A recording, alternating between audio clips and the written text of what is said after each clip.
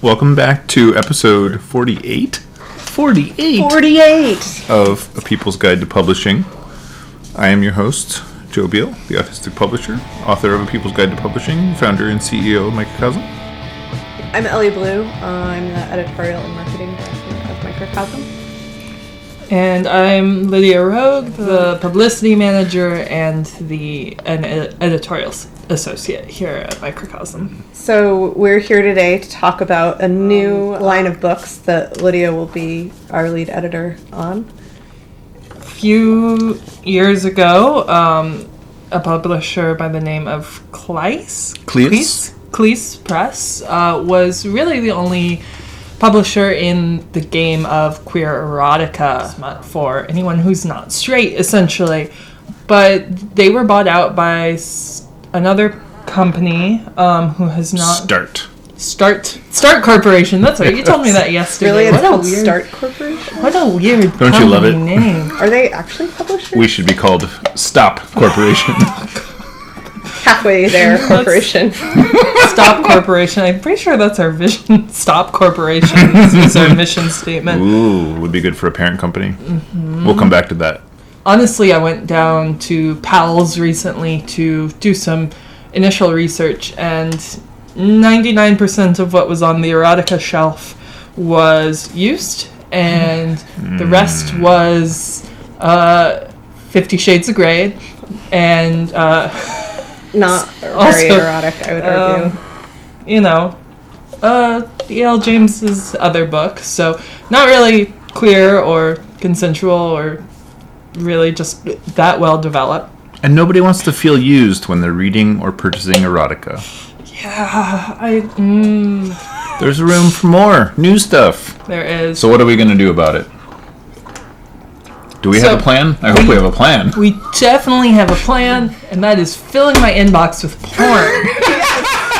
And we're inviting you to fill Lydia's inbox with porn. Right. Will you please? Lydia's inbox is pretty boring. It's like a lot of press releases. Send them porn. I would much rather be reading porn, especially on the clock. I see what's going on here. Point is, we realized that with our contacts in sex shops and generally our work with developing books about sex, such as Unfuck Your Intimacy, Consensuality, Learning Good Consent, and other books like that, that we already had the contacts and inroads that we needed for selling erotica. And so Joe was like, well, why don't we just do it? And then I was just like, yeah, I want to do that. When we actually had the buyer from Good Vibrations come to our office and say, please, will you publish queer smut? There is not enough. I can sell so much, but there is none. And this is like the story of every bookseller we talk to who is like, yes, we will publish anything. And we're like, what specific kinds of queer smut would you like? And they're like, any of it. And they said yes. And when we were at Winter Institute, we told a few people, and then they told other people, and then they told other people, and then my inbox has been getting filled up with porn because of this as well. We're all basically going to have such porny inboxes that we're not going to write back to other business emails. Sorry, everybody else. I had never thought that this was where my future would go. But I say that like every week, so. So what is the title of the series that you will be spearheading, Lydia? Well, we ended up developing a series of anthologies called Queering Consent that will be short stories of erotica based around a pairing and a theme, with the general overview being consent, the consent being explicit throughout each of the stories, which is not a theme in a lot of erotica, especially the older stuff. However, has become more of a thing in conversations that are happening and in non-professionally published smut like fan fiction.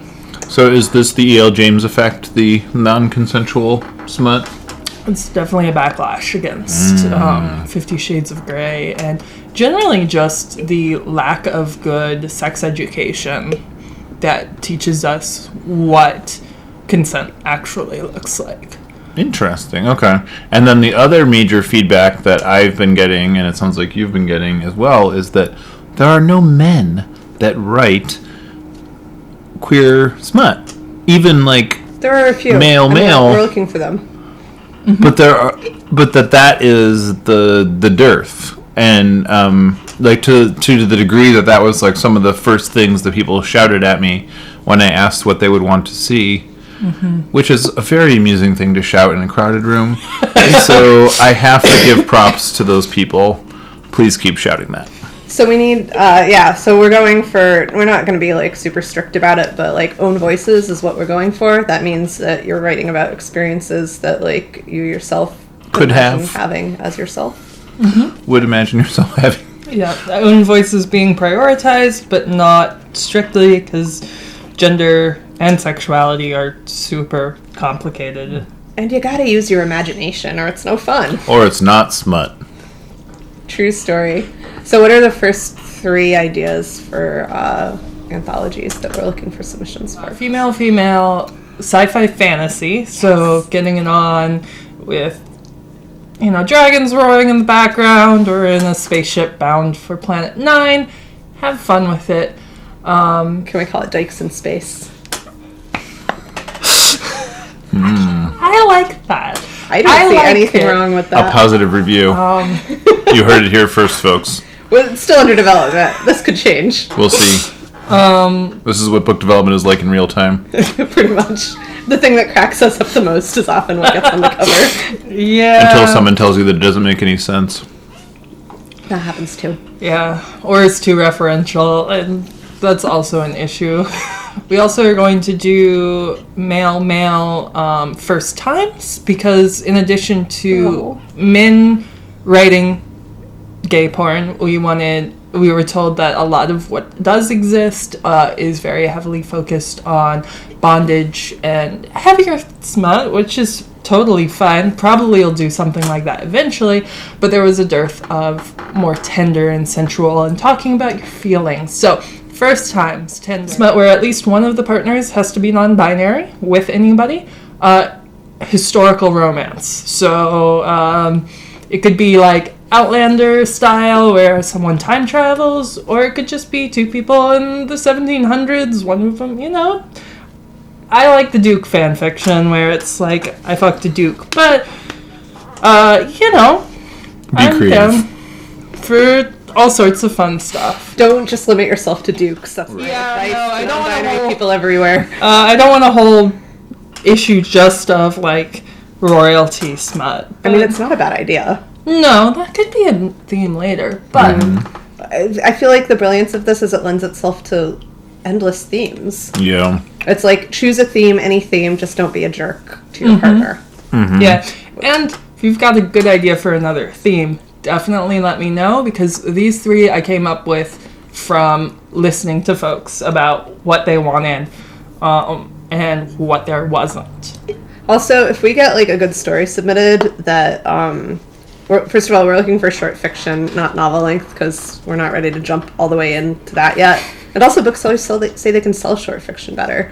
But if you have an idea for a short fiction, queer, consensual smut story that doesn't fit any of those themes, send it to us anyway, because we are starting to publish individual stories as zines.